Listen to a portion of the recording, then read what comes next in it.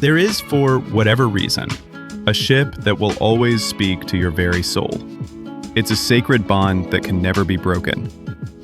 Unless, of course, another, newer, and shinier ship comes along. But for now, you like the aesthetic, the convenience, or maybe just the feeling you get when you fly it. It's so beautiful. But have you ever noticed that when you start looking at the stats, they don't look quite as good on paper next to their competitors? Sure, you know how many and what size of each component and weapon it has. You know how fast it travels, and you even know how many hit points it has. But not every aspect of a ship is listed as stats, and some can be the difference between life and death, or at the very least, the difference between frustration and satisfaction. Let's get into it.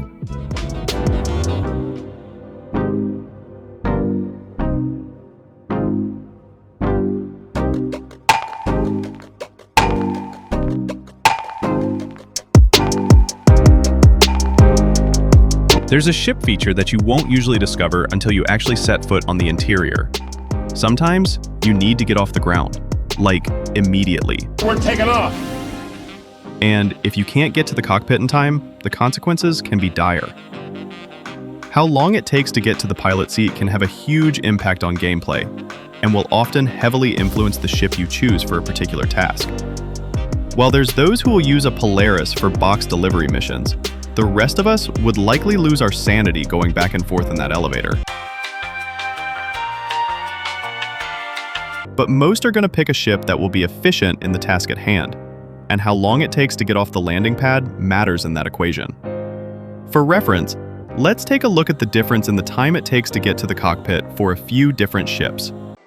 We're here on sunny, beautiful Daymar, and it's a race to the cockpit, folks. In the top left, we have the Crusader Spirit. Below that is the massive RSI Polaris. And in the lower right, we have the legendary Anvil Asgard. Last but not least, in the upper right, is the illustrious RSI Zeus.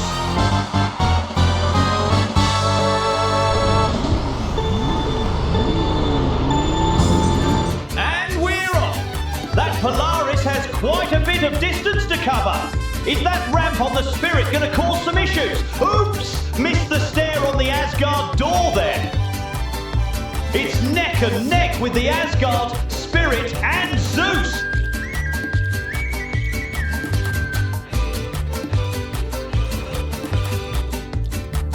And the Zeus is the winner.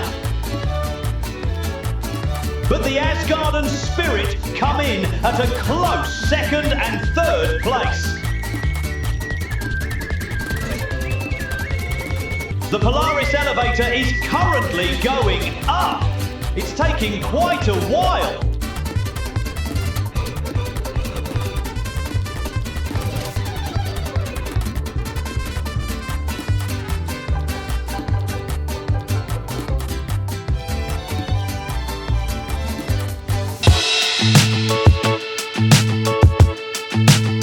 Wow, what a race.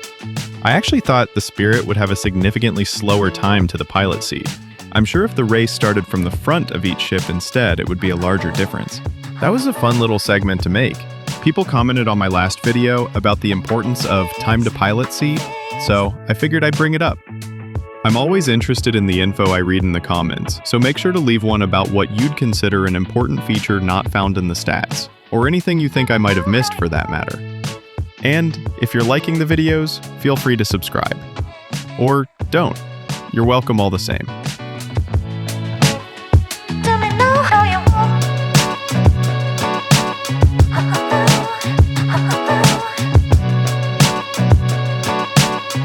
There seems to be a lot more to cover about ship info that's not found in the stats, so I'm actually going to divide this up between a few videos. Keep your eyes out for part 2. And if it's already out, you can check it out here. I'll see you in the next one.